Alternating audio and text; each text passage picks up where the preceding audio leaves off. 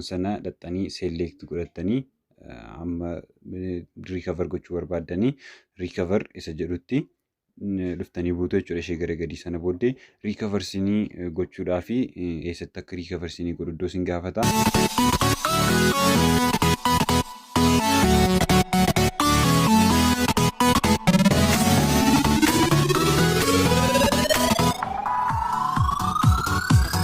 jaallattootaa fi hordoftoota chaanaalii YouTube bilbila koon waan haaraa tokko isinitti agarsiisuuf deebi'eera har'asi.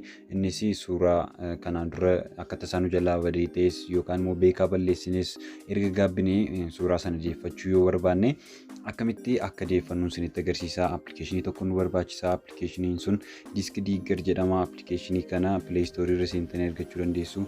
Play Store irra seentanii disk digger jettanii search gootu sana booddee erga isinii fidee open isa jedhutu jechuudha. Akkuma argitanii namoota miiliyoona 100 ol yookaan immoo si'a miiliyoona 100 ol daawunloodii ta'eera jechuudha. Appilikeeshiniin kuni kallattiidhumaanii appilikeeshinicha keessa seenee akkamitti akka suuraa keessan deebistan isinitti agarsiisa. Isa jalqabarra jiru start basic isa jedhu sana tuqxu jechuudha. Sana booddee suuraa kanaan dura dhiyootti badanii tartiibaan asii garsiniif jechuudha.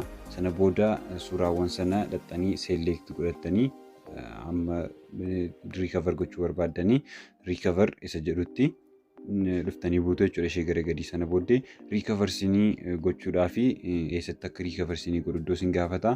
Ishee gidduu jirtu save files to a custom location on your device maal jedhee isatti fufu isa tuqxu jechuudha. Sana booddee as keessaa sin filachiisaa iddootti save gootan jechuudha. Amma fakkeenyaaf ani eessatti akka inni recovery gochuu barbaade nan filadha jechuudha. Folderes keessaa amma fakkeenyaaf folderoota as jiran keessaa folderii tokko keessatti document isa jedhu keessa seenee sana booddee okay ishee jettuun tuqaa. Sana booddee recover naa gochuu jalqaba jechuudha. Recovery complete kunoo irra keessaa notification naa agarsiiseera. Upgrade to naam isa jedhu sadiisa nu taankisedha. Kana isinitti agarsiisuu dhufee irraa galatoomaa waan amma dhumaatti na daawwattanii fi chaanaalii kana subscribe gochuun dagatinaa. Viidiyoon kun like godhaa. Viidiyoo dhufaan amma wal agarruutti. Ciao.